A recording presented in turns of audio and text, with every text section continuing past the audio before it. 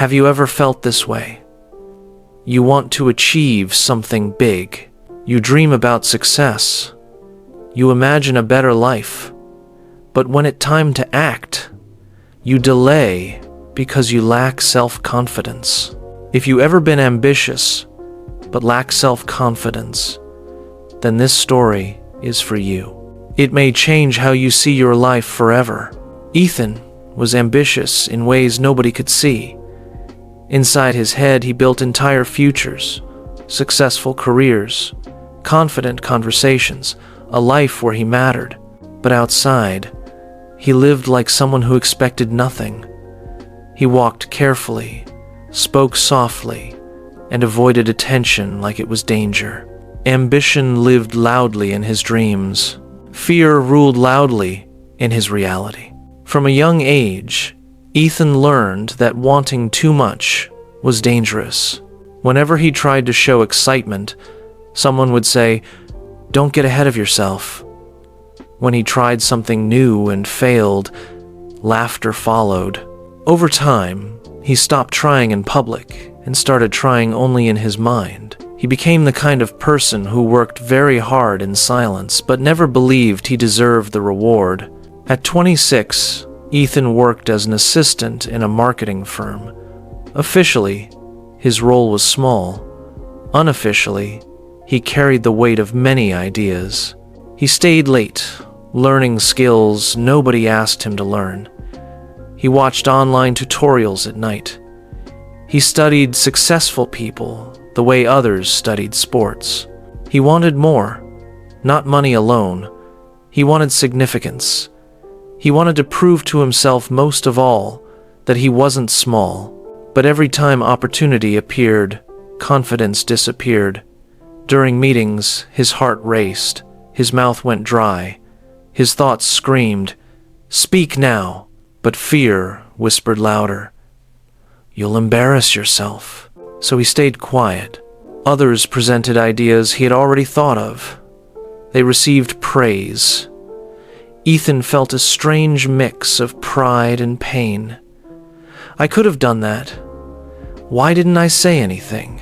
Because ambition without confidence feels like carrying fire in trembling hands. To the world, Ethan looked average, quiet, reliable, forgettable. But at night, he became someone else. He wrote business plans nobody read, practiced speeches nobody heard, designed projects nobody saw. His ambition refused to die, even when his confidence kept shrinking. Sometimes he stood in front of the mirror and practiced introducing himself boldly. Then, the next day, someone asked a simple question at work, and his voice vanished again. This broke him slowly, not in dramatic tears, but in quiet disappointment. Low self-confidence doesn't destroy dreams quickly, it exhausts them. One day, the company announced an internal competition.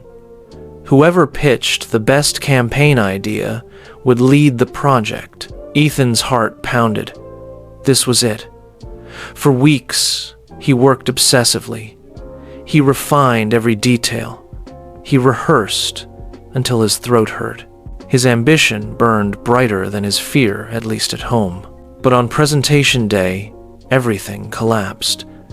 Standing in front of the room, his hands shook uncontrollably. His voice cracked. He rushed through slides, skipped key points, and apologized repeatedly.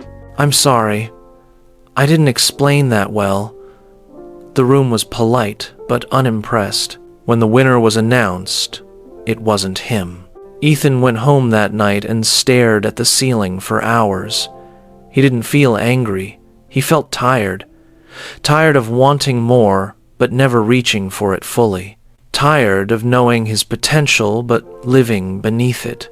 That night, he admitted something painful. "My ambition is strong, but my belief in myself is weak." A few days later, an older colleague named Mr. Daniels stopped Ethan after work. "You know," he said calmly, "your idea was the strongest. But confidence isn't optional, it's part of the work. Ethan swallowed. I'm just not that kind of person. Mr. Daniels smiled sadly. Neither was I. Confidence isn't personality, it's practice. Those words hit Ethan harder than any criticism. Practice. Not magic, not talent. Practice. Ethan didn't wake up confident the next day. Instead, he started small. He forced himself to speak once in every meeting, even if his voice shook. He stopped apologizing for talking. He wrote down every small win, no matter how insignificant it seemed. He learned something important. Confidence doesn't appear before action. It follows action. Some days were embarrassing. Some words came out wrong. Some people ignored him. But something changed. He no longer ignored himself. Slowly, his ambition stopped feeling like a curse and started feeling like fuel. Months later, the company faced a major challenge. Panic filled the room. Ethan felt the familiar fear, but this time, ambition stood taller. He raised his hand. I have an idea, he said. Silence. He spoke slowly, clearly, imperfectly, but honestly. He didn't try to sound confident.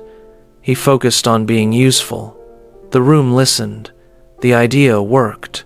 Later that day, as he sat alone, Ethan realized something life-changing.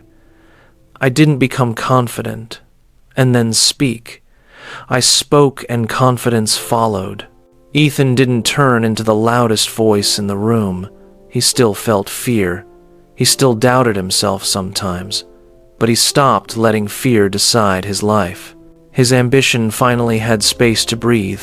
Years later, when asked how he changed, he said, I was never lazy. I was never untalented. I was just afraid to believe I deserved the future I dreamed about. Low self-confidence and ambition often live in the same person. One wants safety, the other wants greatness. Your life changes the moment you stop choosing safety over growth. You don't need to feel ready. You don't need to feel fearless. You only need to act once more than fear expects you to. Because ambition is proof that there is more inside you. And confidence is built the moment you decide to stop hiding it.